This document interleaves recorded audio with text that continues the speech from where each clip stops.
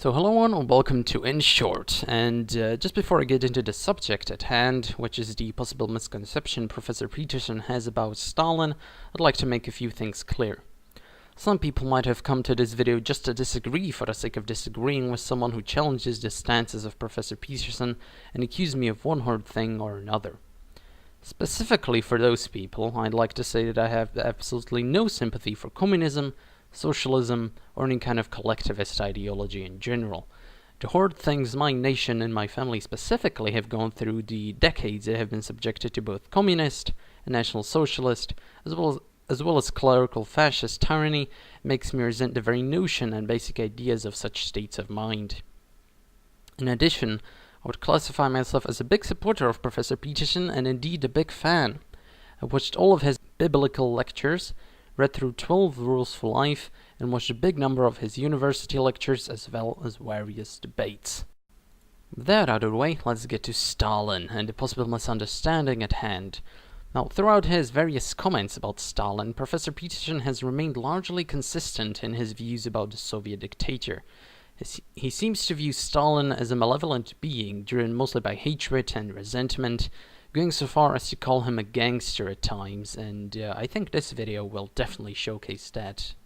And there's some indication perhaps that Stalin was either murdered by Khrushchev and a set of his cronies, or when he was very ill, just before he died, was not helped, at least wasn't provided with any medical attention because of the intervention of Khrushchev and his cronies. Now, there's some indication as well at that point that Stalin, who was an absolutely barbaric in every possible way you could imagine, was planning to start a third world war. And he was certainly capable of doing such things because he had already imprisoned or killed tens of millions of people.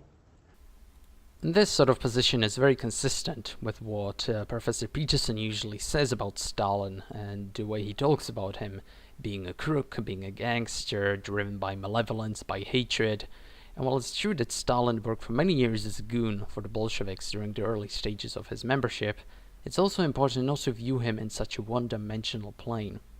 After reading many biographies of Stalin and history books about the situation the Soviet Union found itself in during the 20s and 30s, it seems that the issue is quite a bit more complex and in light of the current political climate, a lot more worrying.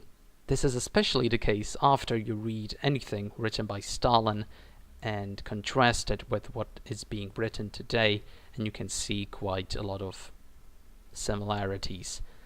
And it's also quite worrying when you take into consideration that whenever Stalin took charge, everything got a lot worse. I say this mostly due to the tendencies we find in Stalin's life. This begins mostly in his younger years, when he attended a church school and very quickly became a teacher's pet of sorts, meaning he was very quick to tell on others just to get his way. While this might seem like a sight of the hatred and malevolence, I think it signifies a more Machiavellian and purely pragmatic lookout on life. We know, for example, that during the years he attended church school, he read Machiavelli quite often.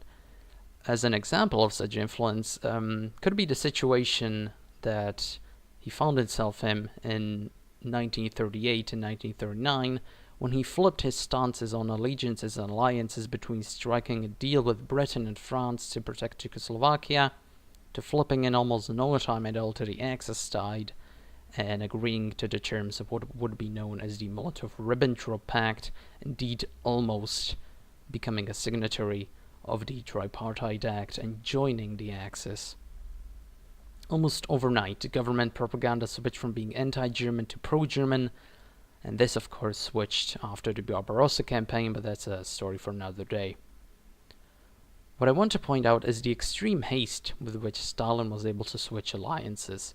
This extreme change of mind to the polar opposite of what he deemed just right a few months ago can also be seen in switching from the NEP policy, which was sort of a proto-capitalist policy which was used for the peasants and allowed them to have a free market of sorts within the Soviet Union, to collectivizing the countryside, which obviously led to the Holodomor in Ukraine. From such tendencies we see either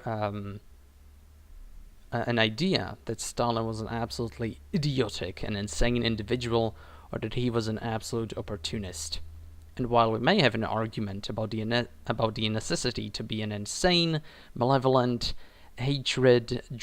driven by hatred and everything terrible that Jordan Peterson said about Stalin, and all of these have to be necessary to even be a communist or a collectivist, taking into consideration the way his biggest opposition brought about him, namely Winston Churchill and Trotsky, the more probable case is that of opportunism.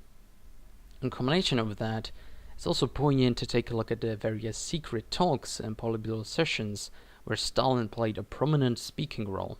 And while we do not have, obviously, any sort of video footage from that, what we find is that, contrary to the argument based on pure resentment, the Soviet dictator seems to talk about almost nothing else except communist talking points, which we've become so used to over the last couple of years, and of course throughout the 20th century.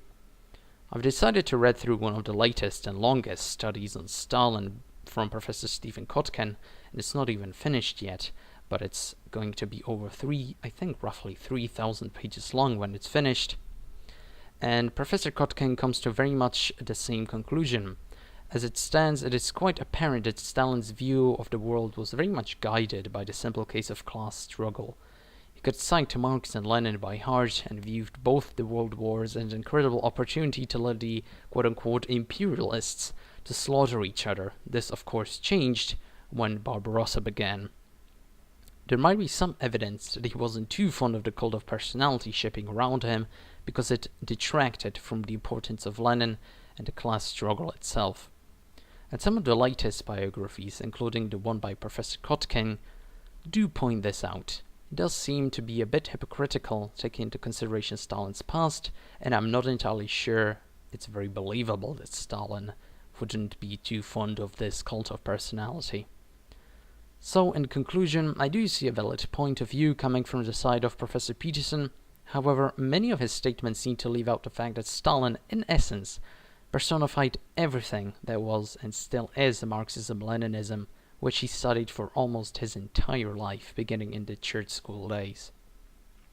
Everything he did was to further socialism. Every speech was deeply entrenched in the ideology of Marx and Lenin.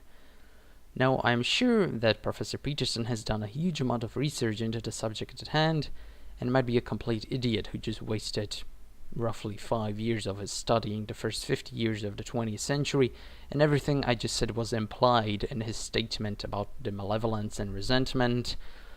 But it was quite fun taking another look at Stalin from a different point of view and taking into consideration Professor Peterson's point of view in comparison with some of the more quote-unquote historical facts. I welcome any and all forms of criticism. I hope you have a good day, and I'll hopefully see you next time.